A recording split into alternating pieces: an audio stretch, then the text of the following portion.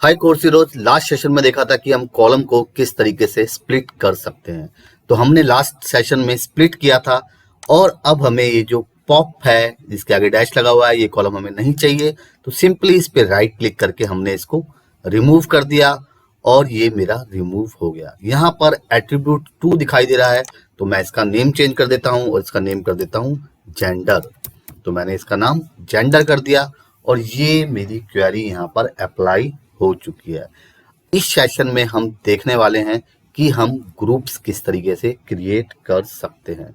तो आपने एरर के अंदर देखा था, जब हमने एरर हमारे आए थे तो हमने एरर देखा था कि हमारा टॉप पे एक ग्रुप क्रिएट हो गया था और यहाँ पर हम राइट क्लिक करते हैं हम क्वेरी सेशंस के अंदर तो हम यहाँ पर न्यू क्वेरी और या फिर न्यू ग्रुप्स भी यहाँ पर हम क्रिएट कर सकते हैं।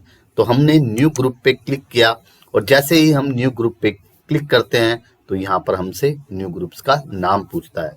तो हम यहाँ पर कोई भी नाम दे सकते हैं। तो यहाँ पर हम दे देते हैं इनिशियल प्रोजेक्ट। तो मैंने यहाँ पर इनिशियल डैश प्रोजेक्ट यहाँ पर नाम दे दिया और जैसे ही मैं ओके हिट करता हूँ तो आप देखेंगे कि यहाँ पर हमारा इनिशियली प्रोजेक्ट यहाँ पर दिखाई दे रहा है और सेकंड ग्रुप पावर बीआई ने ऑटोमेटिक यहाँ पर दिखा रहा है ऑदर क्वेरी के नाम से।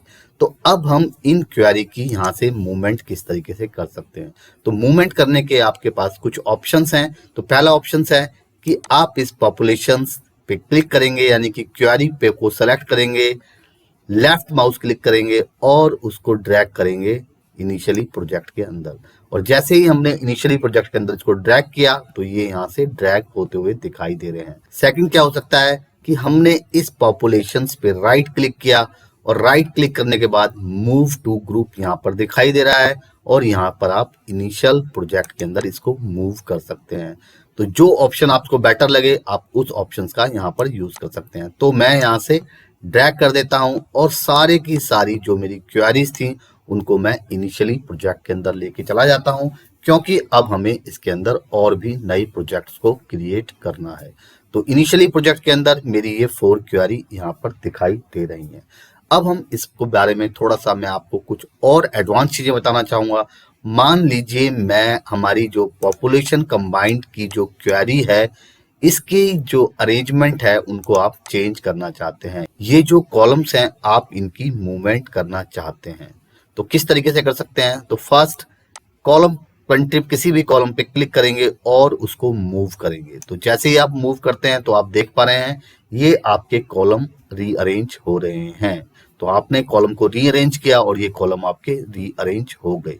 दूसरा तरीका क्या है कि आपने किसी भी कॉलम को सेलेक्ट करा और सेलेक्ट करने के बाद आप ट्रांसफॉर्म पे गए और ट्रांसफॉर्म पे जाने के बाद यहाँ पर आपको एनी कॉलम के अंदर मूव दिखाई देता है और यहाँ से भी आप लेफ्ट कर सकते हैं, राइट कर सकते हैं, टू बिगनिंग कर सकते हैं, टू एंड कर सकते हैं। तो फिर से मैं इस पे राइट करता हूँ और मेरा कॉलम फिर से राइट हैंड साइड में मूव हो चुका है।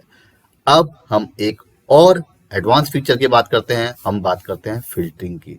तो मान लीजिए मुझे ईयर्स की फिल्टरिंग करनी है और फिल्टरिंग करनी है मुझे असेंडिंग में या डिसेंडिंग में। तो मान लीजिए मैं इसको असेंडिंग पे क्लिक करता हूं और जैसे ही मैं असेंडिंग पे क्लिक करता हूं तो मेरे फिल्टर्स यहां पर असेंडिंग ऑर्डर्स के अंदर दिखाई दे रहे हैं।